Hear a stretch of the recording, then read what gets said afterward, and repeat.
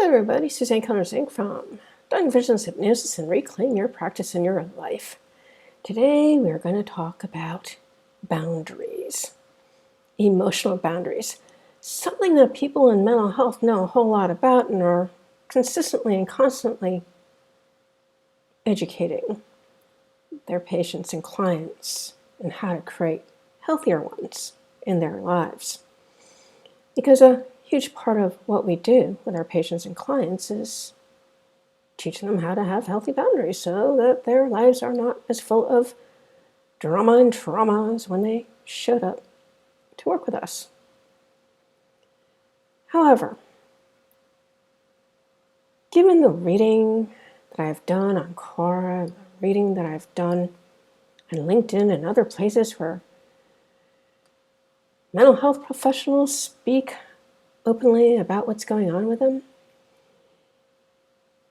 it's really clear that many do not have this thing called emotional boundaries.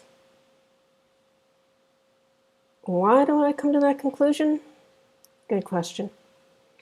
Because all too often, they speak about being overwhelmed by the stories that their patients and clients are telling them.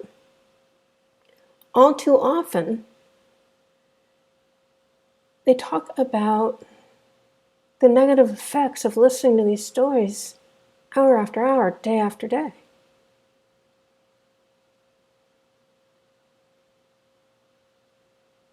My question is, how is it possible to be a mental health professional if you're busy taking on the emotional problems of your patients and clients? My guess is not well. Not well at all. You see, there's a difference between validating a client or patient's feelings, their story of what they believe happened, and doing so in a caring, trustworthy manner. But if you're getting upset as a result of what your patients or clients are telling you, that's a very large indicator that you're taking on their stuff, which means you have lousy boundaries.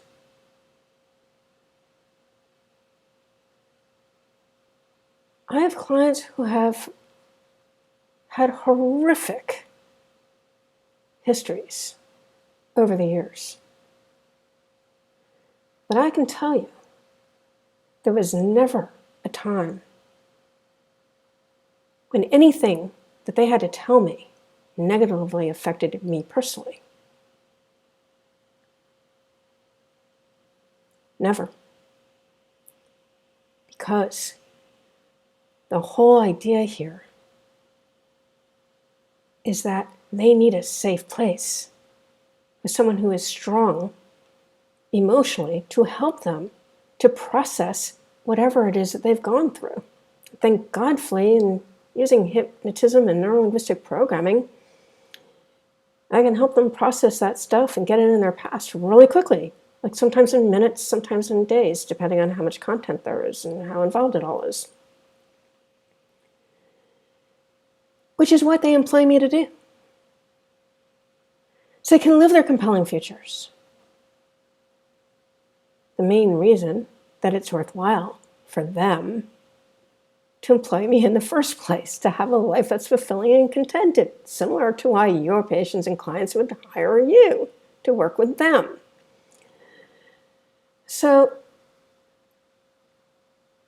we need to remember who we are in the relationship, the therapeutic relationship. And who we are the professionals who need to be emotionally stable enough to never be triggered by our clients. That doesn't mean not holding them accountable when they are acting in ways that are harmful to themselves. Obsessing over past incidences that make them angry or really sad. Yelling at you. Actually, I don't really mind when my clients yell at me, especially the ones who never showed any emotion. I actually celebrate it and applaud it. However, we work to do this in a much more supportive and constructive manner, actually, by teaching them how to phrase things in a way that they can get the objectives met that they need to get met without having to get angry about it. That is why our folks employ us. So I want you to ask yourself this really serious question as to whether or not you have really clear boundaries in terms of not taking on your clients' and patients' histories. Not being codependent with them, as happens too often with mental health professionals who listen to a client sit there and complain about how unfair their spouse was to them without ever hearing the spouse's side of the story.